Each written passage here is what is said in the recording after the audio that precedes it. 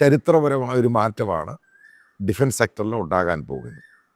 ഈ സാധനങ്ങൾ മാറ്റുമ്പോൾ ഇത് ആക്രി വിലയ്ക്ക് വിൽക്കരുത്.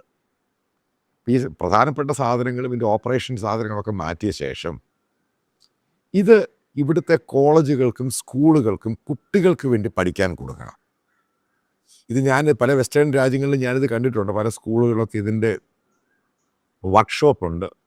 പഴയ എയർക്രാഫ്റ്റും വെപ്പൺസും അതേപോലെ തന്നെ അതിൻ്റെ മോഡൽസും, പിന്നീട് എങ്ങനെയാണ് നമ്മളിപ്പം വയനാട് ഹേലി പാലം ഉണ്ടായി, എങ്ങനെയാണ് പാലം ഉണ്ടാക്കുന്നത്, ഇപ്പം ഇതിനെപ്പറ്റിയൊക്കെ പഠിപ്പിച്ചു കൊടുക്കും കുട്ടികൾക്കും, ഈ കോളേജിലുള്ള കുട്ടികൾക്കും എഞ്ചിനീയറിംഗ് കോളേജിലെ കുട്ടികൾക്കും.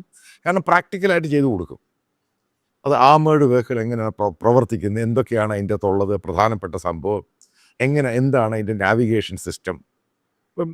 അപ്പം അതിനവർ ഉപയോഗിക്കുന്ന പോലെ ഇന്ത്യയിൽ പല സ്കൂളുകളിലും അറ്റാച്ച് ചെയ്ത് ഈ ഡിഫൻസിൽ നിന്ന് റിട്ടയർ ആകുന്ന എൻജിനീയേഴ്സ്, വലിയ വലിയ സംഭവം, അതേപോലെ EME electrical and mechanical engineers, ഇപ്പോൾ റിട്ടയർ ചെയ്ത പല ആൾക്കാരുമുണ്ട്. അതേപോലെ എയർഫോഴ്സിൽ നിന്ന് എയർമാൻ റിട്ടയർ ചെയ്തവരുണ്ട്. കാരണം ഇവർ ടെക്നിക്കലാണ് മുഴുവനും ചെയ്യുന്നത്. ഇവരെ ഓരോ സ്കൂളിലും അറ്റാച്ച് ചെയ്യുക 2, 3 അല്ലെങ്കിൽ 5 വർഷം. ഇവർ ഇൻസ്ട്രക്ടറായിട്ട് പോയിട്ട് കുട്ടികൾക്ക് ഇത് പഠിപ്പിച്ചു കൊടുക്കട്ടെ.